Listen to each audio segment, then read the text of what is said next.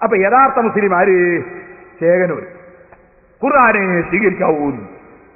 പോരാ, അയാൾ പറയുന്നത് എന്താണ്? ഖുർആൻ തന്നെ ബുദ്ധിയോട് ചിന്തിച്ചിട്ടേ സ്വീകരിക്കാവൂ. പോരാ, ഖുർആനിലേക്കാണ് വിളിക്കുന്നത് അയാൾ എന്നാ പറയുന്നത്.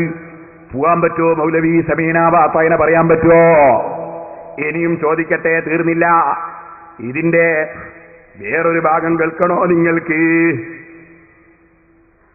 ഒരു സുജൂദേ ചെയ്യാവുന്ന നിസ്കാരത്തിൽ. അതൊന്ന് കേട്ടോളി. ഖുർആൻ അങ്ങനെയാണോ പറ്റുന്നത്? 163 കേട്ടോളി. സുജൂദ് ഓരോന്ന് മാത്രം.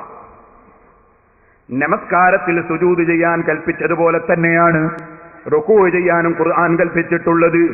അതിനാൽ ഓരോ റകഅത്തിലും ഓരോ റുക്കൂ മാത്രമേ ചെയ്യാൻ പാടുള്ളൂ എങ്കിൽ ഓരോ റകഅത്തിലും സുജൂദും ഓരോന്ന് മാത്രമേ ചെയ്യാൻ പാടുള്ളൂ എന്നാണ് ഖുർആനിന്റെ അടിസ്ഥാനത്തിൽ നമുക്ക് പറയുവാനുള്ളത്. അപ്പൊ മൗലവി എന്ത് വേണം? സെലഫി എന്ത് വേണം? ഖുർആനിലേക്ക് ചെഞ്ചാസമീനാവാത്തനാ. നാളെ മുതൽക്ക് ഒറ്റ സുജൂദ് ചെയ്ത് ഷാർജയെ നിസ്കരിക്കണേ മൗലവി. ഖുർആനിലേക്ക് ക്ഷണിച്ചാ പോണോന്നല്ലേ നിങ്ങൾ പറഞ്ഞത്? ആര് ക്ഷണിച്ചാ പോണോന്നാ മൗലവി? യഹൂദികളെ ചാരന്മാരായ മൗലവിമാര് ക്ഷണിച്ചാ പോകണമെന്നാണോ? അങ്ങനെയാണോ ഖുർആനിലേക്ക് പോകണം എന്ന് പറഞ്ഞിട്ട് മേന? ഇനിയും അതാ ഞാൻ വായിക്കട്ടെ, തീർന്നില്ല. ഇയാൾ മൗലവിമാരോട് പറയുന്നു ഞമ്മക്കൊന്ന് ഒറ്റക്കെട്ടാകണം. എന്താ സംഗതി കേട്ടോളി. രാത്രിയിൽ ഒരു കാലത്തും 11-ലേറെ നബി സല്ലല്ലാഹു അലൈഹി വസല്ലം നിസ്കരിച്ചിട്ടില്ലെന്ന് അബൂ ഹുറൈറയല്ലാത്ത പല സഹാബിമാരും പറഞ്ഞു കൊടുത്തിട്ടും അതപ്പടി തള്ളിക്കളയുകയും ആ 11 നേരെ ഇരട്ടിപ്പിച്ചുകൊണ്ട് 22 പിന്നെ 23 വർദ്ധിപ്പിച്ചപ്പോൾ അതിലാകെ തലകുത്തി വീഴുകയും ചെയ്തവരായിരുന്നു അബൂ ഹുറൈറ. മുആവിയ കാലക്കാരെന്നറിയുമ്പോൾ വിശേഷിച്ചും 11 റകഅത്ത് തറാവിഹി 23 വർദ്ധിപ്പിച്ചു. ആ 23 മാത്രം ലോകത്ത് നിലനിൽക്കുകയും ചെയ്തു.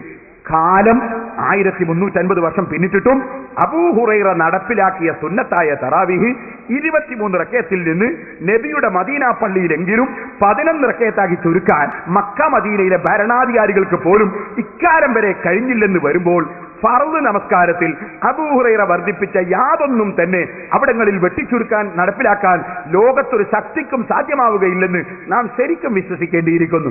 പക്ഷേ പൂർണ്ണമായ അഭിപ്രായ സ്വാതന്ത്ര്യമുള്ള നമ്മുടെ ഇന്ത്യയെപ്പോലുള്ള രാജ്യങ്ങളിൽ ഇതൊക്കെ പറയാനും പ്രചരിപ്പിക്കാനും ഇപ്പോൾ സൗകര്യമുണ്ടായതിനാൽ ഇത്തരം രാജ്യങ്ങളിലെങ്കിലും ഇതെല്ലാം നടപ്പിലാക്കാൻ സമുദായ നേതാക്കൾ ശ്രമിച്ചാൽ കഴിയുമെന്ന് നമുക്ക് പ്രതീക്ഷിക്കാവുന്നതാണ്.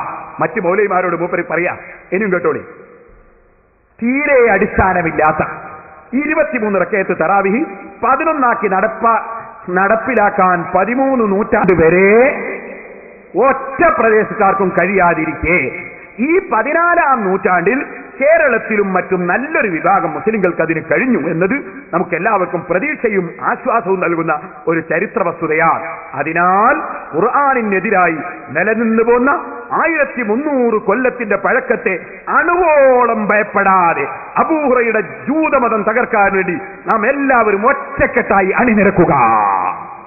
1300 കൊല്ലം ഇവിടെ നടന്നത് തകർക്കാൻ എല്ലാ മൗലവിമാരും ഒറ്റക്കെട്ടായി അണിനിരക്കാൻ. ഇത് വായിച്ചതാ നമ്മൾ ഹുസൈൻ സലഫി. ഒറ്റക്കെട്ടായാണ് ഇതുവരെയുള്ള പാരമ്പര്യം തകർത്തിട്ട് പുതിയ മതം സ്ഥാപിക്കാണ്. ഇനി നിങ്ങൾക്ക് കേൾക്കണോ സുഹൃത്തുക്കളെ? തീർന്നില്ല. എല്ലാ മുജാഹിദീങ്ങളും മുശ്രിക്കീങ്ങളാണ് പോൽ. ഖുർആൻ തെളിവാണ് പോൽ. എന്താ കാരണം?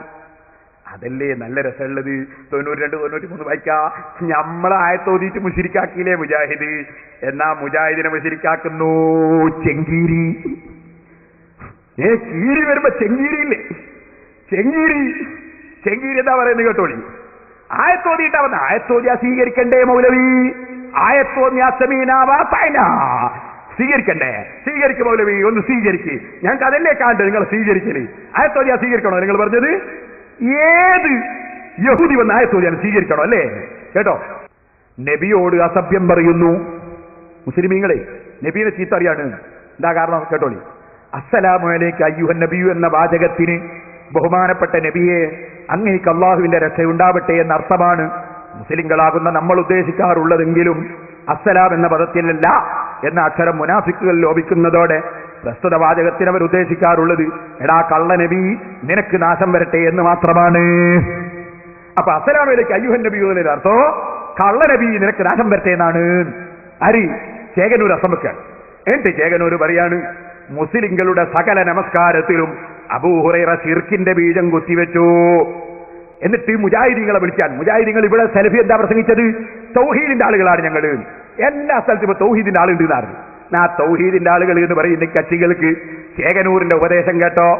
തൗഹീദ് പ്രചരണക്കാർ ഏറ്റവും ആദ്യം അറിഞ്ഞിരിക്കേണ്ട ഏറ്റവും വലിയ ജൂദായിസം, എല്ലാ പള്ളികളും അള്ളാഹുവിനുള്ളതാണെന്നും അതിനാൽ അവിടെ വെച്ച് നടത്തപ്പെടുന്ന നമസ്കാരങ്ങളിൽ വിശേഷിച്ചും അള്ളാഹുവിനെ കൂടാതെ മറ്റാരെയും വിളിക്കാൻ പാടില്ലെന്നും വിശുദ്ധ ഖുർആൻ 72:18 പ്രത്യേകം പ്രസ്താവിച്ചതാണ്. അപ്പൊ എന്താണ് മൗലവിമാർ ഓതുന്ന അതേ ആയത്ത് തന്നെ, അന്നൽ മസാജിദ ലില്ലാഹി ഫലാ തദ്ഉ മഅല്ലാഹി അഹദാ.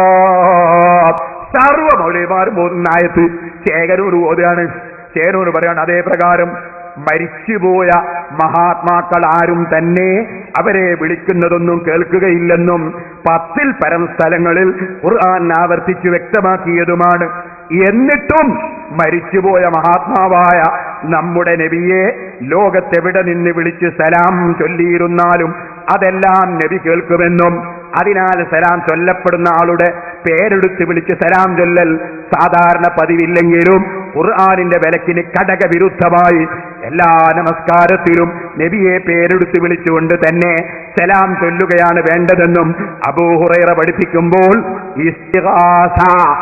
ഇസ്തിഗാസ മരിച്ചുപോയ മഹാത്മാക്കളെ വിളിച്ച് പ്രാർത്ഥിക്കുക എന്ന ശിർക്കൻ സമ്പ്രദായം മുസ്ലിങ്ങളിൽ വേരുറപ്പിക്കാൻ കളമൊരുക്കുകയല്ലേ ജൂതനായ അബൂ ഹുറൈറ ചെയ്യുന്നത്?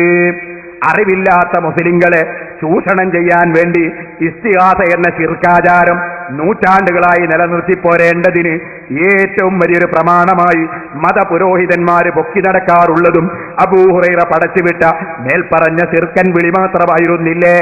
ആ ശിർക്കൻ വാദക്കാരെ നേരിടാൻ വേണ്ടി നീണ്ട 60 വർഷക്കാലം തപസ്സിരുന്ന് ചിന്തിച്ചിട്ടും സംഘം ചേർന്ന് പഠനം നടത്തിയിട്ടും തങ്ങളുടെ ഏറ്റവും മുന്തിയ നിത്യാരാധനയിൽ പോലും അബൂ ഹുറൈറ കടത്തിക്കൂട്ടിയ പ്രസ്തുത ശിർക്കിന്റെ ബീജം കണ്ടുപിടിക്കാൻ ഇവിടുത്തെ തൗഹീദ് പ്രചാരകന്മാരിൽപ്പെട്ട ഒറ്റ പണ്ഡിതനും ഇന്നേ വരെ കഴിഞ്ഞില്ലെന്ന് വരുമ്പോൾ അബൂ ഹുറൈറയുടെ വാറോലകൾ കൊണ്ട് മാറോല പിടിച്ച ഹൃദയങ്ങൾ മാത്രമാണ് അവർക്കുള്ളതെന്നല്ലാതെ മറ്റെന്താണ് നാം പറയുക? മുജാഹിദിന്റെ മൗലവിമാരെ കൊണ്ട് പറയാണ്, ജമാഅത്ത് ഇസ്ലാമിന്റെ മൗലവിമാരെ കൊണ്ട് പറയാണ്, അസ്സലാമു അലൈക അയ്യുഹൻ നബിയു എന്ന് വിളിച്ചാൽ അത് ശിർക്കാണ് എന്ന് ഖുർആൻ പഠിപ്പിക്കുന്നുണ്ട്. എന്നിട്ട് അതും പറഞ്ഞു നടക്കുകയല്ലേ മൗലവിമാര്? ഇത് പറയുകയാണ്, ഓ സലഫിയേ, ഖുർആനിലെ ആയത്തല്ലേ തെളിവുദ്ധരിച്ചത് ചേകനൂര്? നിങ്ങൾ പറഞ്ഞില്ലേ ഇദാദൂ ഇലല്ലാഹി വറസൂലിഹി, അല്ലാഹുവിലേക്കും റസൂലിലേക്കും വിളിച്ചാൽ സമീനാ വഅതഅനാ എന്ന് പറഞ്ഞിട്ട് സ്വീകരിക്കണം എന്ന് പറഞ്ഞില്ലേ? ഞങ്ങൾ കേട്ടിരിക്കുന്നു, ഞങ്ങൾ അനുസരിച്ചിരിക്കുന്നു. ആ നയമുള്ളവർക്ക് മാത്രമാണ്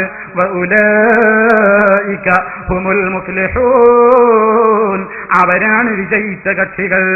ചേകനൂര് നിങ്ങളെ വിളിച്ചില്ലേ അസ്സലാമു അലൈക അയ്യുഹൻ നബിയു എന്ന് പറഞ്ഞാൽ ശിർക്കാണെന്ന് ഖുർആനിൽ ആയത്തുദ്ധരിച്ച് പറഞ്ഞില്ലേ? 72:18 പറഞ്ഞെന്നല്ലേ പറഞ്ഞത്? സലഫീ നിങ്ങളും അനുയായികളും അസ്സലാമു അലൈക അയ്യുഹൻ നബിയു എന്ന് പറയുന്നത് നിർത്താത്തതെന്താണ്? ഖുർആനിലേക്ക് വിളിച്ചാ പോകണമെന്നല്ലേ നിങ്ങളെ പ്രസംഗം? അതേ, എന്തേ ചേകനൂരിന്റെ കൂടെ പോകാത്തത്? മുസ്ലിം സമുദായത്തോട് ഇതിന് നിങ്ങൾ മറുപടി പറയണം. നാദാപുരത്ത് വന്ന് ടിക്കറ്റും എടുത്ത് വന്നിട്ട് നന്നായിട്ട് അതാ പാമും അക്കിലീറ്റ് പോയാ പോരാ. എന്താണ് ഞാൻ പറഞ്ഞ ആശയമെന്ന്